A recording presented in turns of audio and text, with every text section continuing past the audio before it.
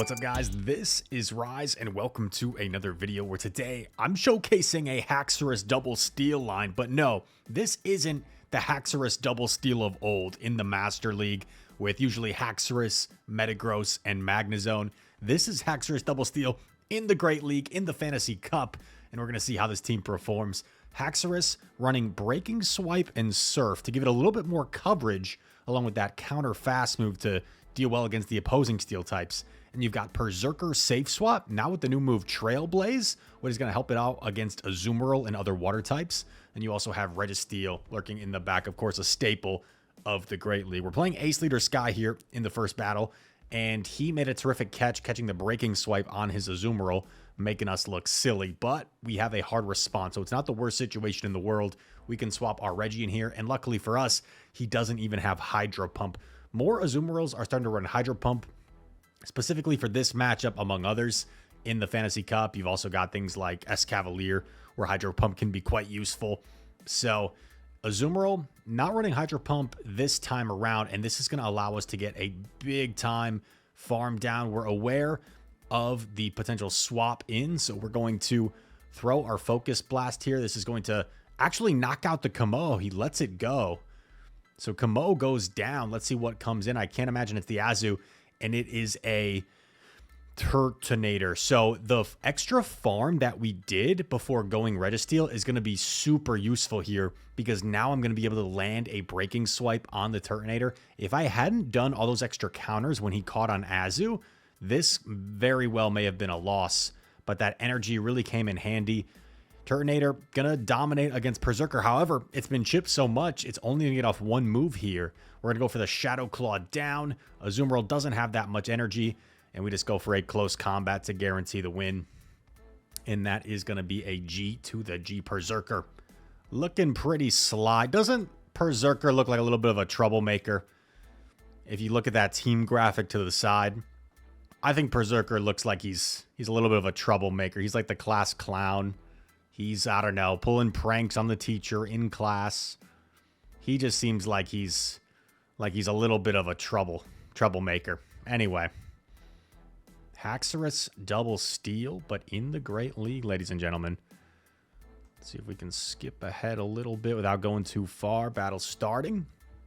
Whisper is the next opponent. Hacks into Skarm. So I have two better answers for Skarm, so I wasn't sure whether I wanted to dip right away or do some counter damage first, maybe bank some energy and then switch.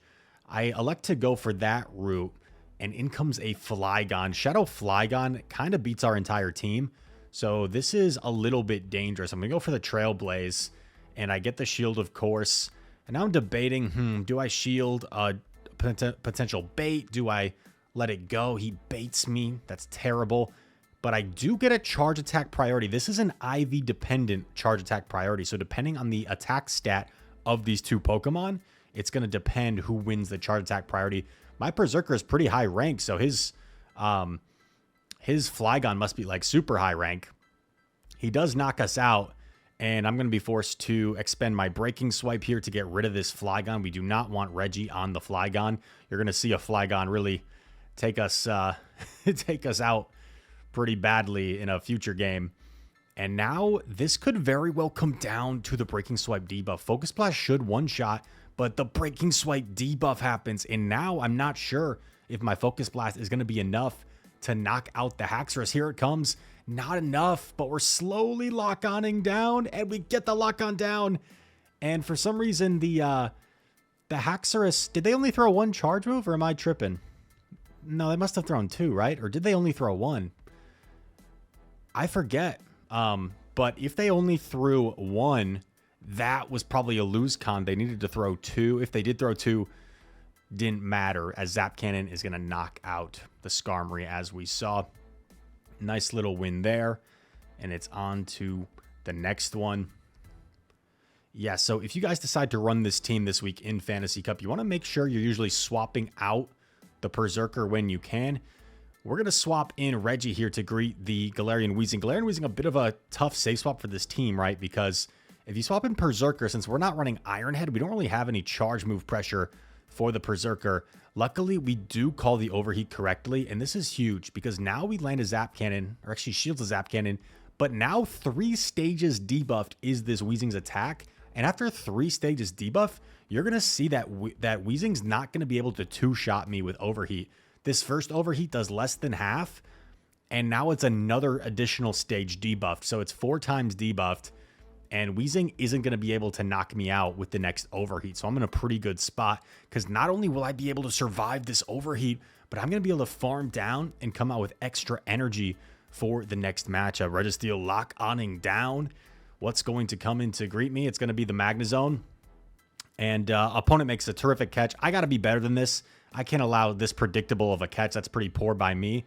But we should still be in an okay spot as long as we don't unnecessarily like go down a shield and then allow Magnezone to like wild charge our Haxorus. That could be a lose con. But at the same time, I do kind of have to respect the Hydro, because if he lands a Hydro Pump and knocks out my Berserker, then Haxorus isn't going to be able to finish off the Azumarill. So I do commit the shield. I know this isn't enough for a Hydro Pump, so I'm willing to overfarm here and let it go. And I just overfarm about as much as I can, where I'm confident that I can reach a close combat against the Magnezone. Magnezone, I think, only has 1 Volt Switch, so we're chilling here. Go for the close combat, and this is going to easily knock out a Shadow Magnezone. Would probably knock out close to 2 Shadow Magnezones, since we were like double attack buffed. Because I bet from full health, that close combat, normal, no stages buffed, probably one-shots the Magnezone. So after 2 attack buffs, that's pretty gnarly, dude. We catch a Marill for our troubles. We climb a little bit to, I think, 3,052. There you go. And we continue with the squad. Haxorus Double Steel was like my go-to team in Master League Premier, for those that remember that league. They don't really do it anymore, but Master League Premier, meaning Master League Pokemon, but non-legendaries, and it was only up to level 40 for quite some time. We're playing against Tomahawk here. Terrific battler from the UK. Super cool dude. He makes a phenomenal catch here, catching the Surf. Once again, because I have a pretty strong answer in my Registeel, I'm going to be willing to build up energy to have that move stored on Haxorus and then come in Registeel. I understand he might be running Hydro Pump here. I'm okay with taking a Hydro Pump. As you see, does do quite a bit of damage, so not the best thing in the world to take that. But we're going to get off the Zap Cannon here. Zap Cannon grabs a shield. This caught me off guard because I should be able to reach another Zap. But then check out what happens here. I wasn't expecting this. Hydro Pump comes through. I was expecting that. I didn't realize that his switch timer would already be up, so I don't even get to the next Zap. And now, all of a sudden, this looks kind of rough. What I do here is I have already revealed the Surf, so I go for the Breaking Swipe bait, and I win the charge attack priority, and I get a shield. Oh, he actually lagged a turn. That's unfortunate. He lagged the turn, so he didn't get the counter through. So that stinks. I actually didn't realize that happened in the moment. So that's really unlucky for Tomahawk. But now we have a Berserker up 2 shields. I think the major difference, if he didn't lag a turn there, let's see. I forget what's in the back. Ninetales. If he didn't lag a turn there, oh man, he might have won actually, because he would have gotten off at least 1 move against my Berserker. Maybe even 2. I kind of forget how much energy the Escavalier had. If he only gets off 1 move against Berserker, I don't think it matters. Or against Haxorus, I should say, to draw the shield. If he only gets off 1 move, I don't think it really matters. Then I just shield the move, and I think it's the same result. But if he would have got off 2 moves, or maybe an Acid Spray, I think that might have won him the game. So unfortunate for Tomahawk that he lagged a turn there. But GG's nonetheless. And it's on to the next one. Berserker, probably the MVP of this team because of its flexibility. Haxorus, kind of more targeting certain things. Registeel more targeting the Azumarills. But Berserker has great flexibility. And we're going to see this Flygon situation again. And this might be the one where I get absolutely clobbered. We're going to go for the Trailblaze here. Trailblaze grabs a shield. Debating whether I want to shield this or not. I'm really surprised people keep Dragon Claw baiting me here. It's like 90% Dragon Claw baits. because I feel like there's fair merit to me just not shielding, and this actually works out well. I lose the charge attack priority, but he baited me again, so I'm actually going to be able to get off the close combat here and at least get a shield advantage. Now watch me totally mess up here. Rise getting super greedy. Not gonna shield the Dragon Claw, and it one-shots me from basically full health. It one-shots me from full health. I did not expect that. I thought it would put me like into the red, and I could maybe like get off a few more counters and counter it down before going down, but I totally overestimated how well Haxorus could take a Dragon Claw. I thought I would barely hang on, and the opponent here going to not reveal his third Pokemon is a bit of a flex to us. So that's the tough part. If you guys think you have embarrassing losses in the Go Battle League, try having that type of embarrassing loss in front of like 350 live people watching and in front of all you watching this YouTube video. So for the rare comment, I don't get it too often. It must be people that just like watch one random video, or maybe they're angry at the world and they're like, Rise never shows his losses. He cherry picks. Like, bro, I just showed you like the most embarrassing loss in the past, I don't know how long. I show you very embarrassing losses all the time. Oh my gosh. Anyway, yes, I'm going to, if I win 55% of my GBL battles, I'm probably going to show you teams that did well for more entertainment value and teams that were able to climb. So there you go. But we show the tough losses too. Here is Kurt. Kurt, we seem to play a lot lately. And here we go. Tapu Fini versus Reggie. We're in a decent looking situation here. But who knows what could be in the back. Registeel, Tapu Fini. I go for the undercharge on the Zap Cannon. He shields it anyway. And what I'm thinking here is, yeah, I know he can flip this matchup, but I think I'm willing to take my 2 shield advantage in exchange for giving up Switch, because my Berserker also has a good matchup against that opposing Registeel. So I feel like I'm in a decent spot, even if I go down 2 shields here. I know Berserker's still going to have a lot of play. The awkward thing is here, because Tapu Fini has energy, and what I don't want to happen is allow him to catch a Trailblaze on something, most likely the Registeel. I guess it wouldn't be that bad, so I think this is probably a bit of a misplay by me, what you're going to see. I overfarmed too much and allow him to get to another circle before the Trailblaze. Because what's the worst that happens? He catches the Trailblaze, and then I close combat and knock it out. Like, I don't think that's really that big of a deal. So, bit of a misplay. But since we didn't really have to use that shield, but it's all good in the hood. We're going to overfarm here, expecting a potential catch. And what do you know? There's an Azumarill in the back. We're already 1 stage attack buffed, so this is going to do even more damage than normal. And the next Trailblaze would probably just about knock out, so Kurt knows it's over. And that is a G to the G. Pretty sure Kurt beat us the next time we faced later in the same day. So Kurt got us back after that one. Tough team comp for him. Our team's kind of designed to beat that team. And there you have it. Got at least a few more battles here. Let's see. Sometimes I go a little bit too far. I kind of like seeing who the battle was against in case it's someone we know. Mufasa. Hacks into Altaria. Tough lead. But I do have 2 steel types. I'm going to swap Berserker, but this is awkward because we don't have a threatening charge move to the Altaria. So I'm kind of just building up energy in hopes that maybe our opponent swaps out into something that I can use this energy against. But he doesn't. He's just staying in. So I'm going to have to go for a Trailblaze here. I don't want to debuff myself just yet. I guess theoretically I probably should have Trailblazed earlier to boost my Shadow Claw damage earlier. But now I've got all this energy. My attack is buffed, and close combat is such a strong move. I feel like close combat could still knock out from this range since I am 1 stage attack buffed. Gonna go for the close combat here. We've got back-to-back loaded. We grab the shield. Is he gonna double shield his Altaria? Let's see. Altaria does double shield. Now this is awkward because I know my Registeel is gonna be super valuable. Why? Because I swapped a steel type, and he didn't swap out. He didn't really have an obvious answer. So now he swaps into Jirachi. And I'm like, is he trying to bait out the Haxorus? Because he only has like 1 Reggie answer.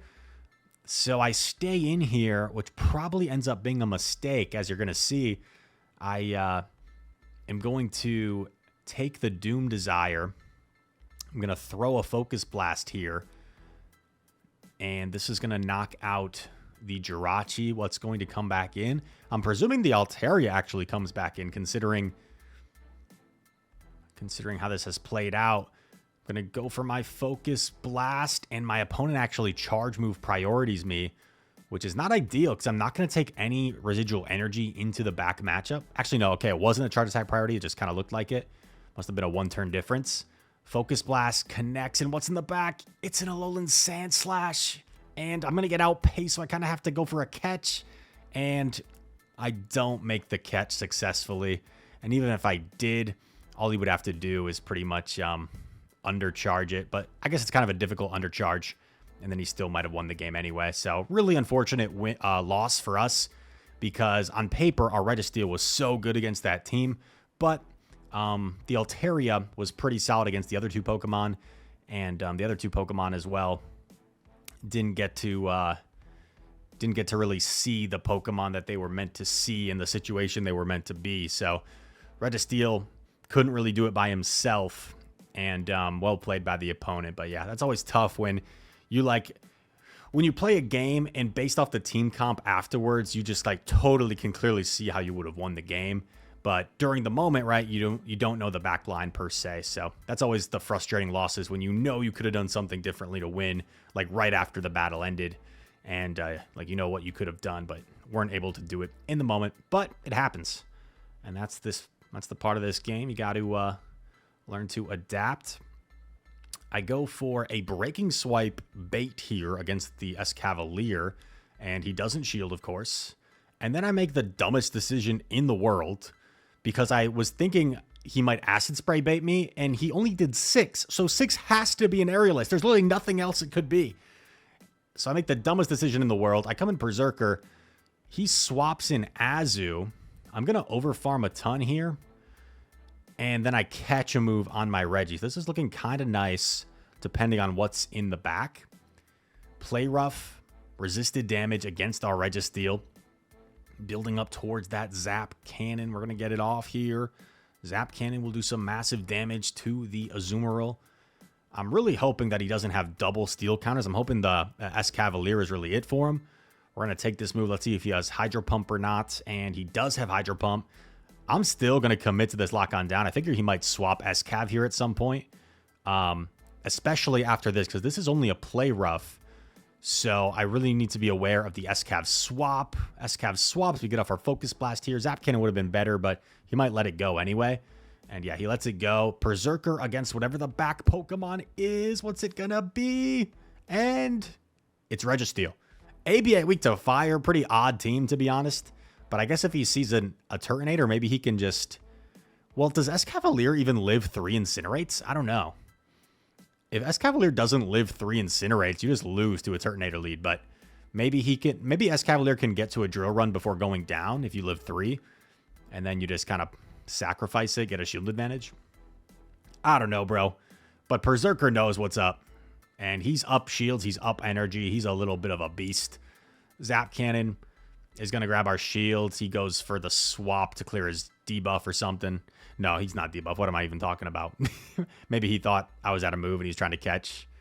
But that is a G to the G. Another 3-2 set with this team puts us at 3,062, I believe, after we catch this Marini. And I've got one more bonus battle for you in this final set. Final battle. Here we go. What do you guys think about the Legend pose this season, by the way? I think it looks kind of funky. I don't know if I like it or not. It looks kind of cool. But sometimes people ask me, what's your favorite Legend season pose? I always think it's the Season 2, the shrug. Because I'm a big basketball fan. It kind of reminds me of the Jordan shrug. Yeah, Jordan, when he had that big playoff game, he hit 6 threes or something. And he was like, yeah, I'm just that good. Anyway, we finally find a battle during these queue times. Runeves, we play him all the time. Did I play him already in this video alone? I'm not sure. But here we go. Turtonator lead. Haxorus is where we want to see this. He swaps in Skarms. This is looking pretty RPS. But let's see what's in the back. You never know if there could be some sort of core breaker in the back that could make this more difficult for us. I like this play by Runeves. He Brave Birds right away. So now it's like tough for me to undercharge this. So I try to undercharge it a lot and I still knock out. So should have like nearly no bubbled it probably. Maybe only done like a row or two of bubbles. To get a bigger lock on down, because now I'm not going to have as much energy. So Turtonator is going to only have to shield once and get the farm down. I gamble that he wasn't going to throw instantly. Actually, he might have been at 100. I forget. But yeah, I get off the breaking swipe. I think he was at 100 because he got a pretty big farm down, right? So he must have been at 100. Yeah, because he was only one away after he threw energy. We're going to double shield our Haxorus here. Now the Turtonator is pretty much dry, and there is a Whimsicott in back. The awkward thing here is we don't have a threatening charge move. So I'm like thinking, do I close combat because that's quicker? Or do I Trailblaze and then close combat? I decide to Trailblaze and then go for close combat. The reason being is that if I close combat, then a potential like Seed Bomb would probably knock me out and make this really dicey. So I close combat, but then I start to think, oh no, wait. What if he gets 2 Incinerates? Is he going to have a move? But there's no way he should have a move, because if we do the maths in our head, we do 1 for some odd reason and then breaking spot instead of just throwing it right away. So making it a little bit scarier than it needed to be. But if we do the quick maths in our head, it's, let's see. So he's at 100, minus 55 for Flamethrower. He's at 45. Then he does 1 in throw. So 65 minus 55. Yo, wait a sec. 10? No, okay. He was only at 50 energy. 100 energy. He throws a Flamethrower. That's minus 55 energy. He's at 45 energy. He does 1 Incinerate. Now he's at 65 energy. He throws a Flamethrower. It's minus 55. He's at 10 energy. And then he does 2 Incinerates. So plus 20, plus 20. That's 50 energy. He was 5 energy off the Flamethrower. Did Rise know that in the moment? Or did he just overtap? I think it was the latter. But all that said, I hope you guys enjoyed this Haxorus double steel team. And if you want to try it out for yourselves, I wish you good luck in the Go Battle League. All that said, thank you guys so much for watching. If you enjoyed this video, please hit that like button. Comment down below. All comments are appreciated. They help out the YouTube algorithm. And subscribe to the channel if you're new here. All that said, thanks so much for watching. Hope to see you in the next one. Peace.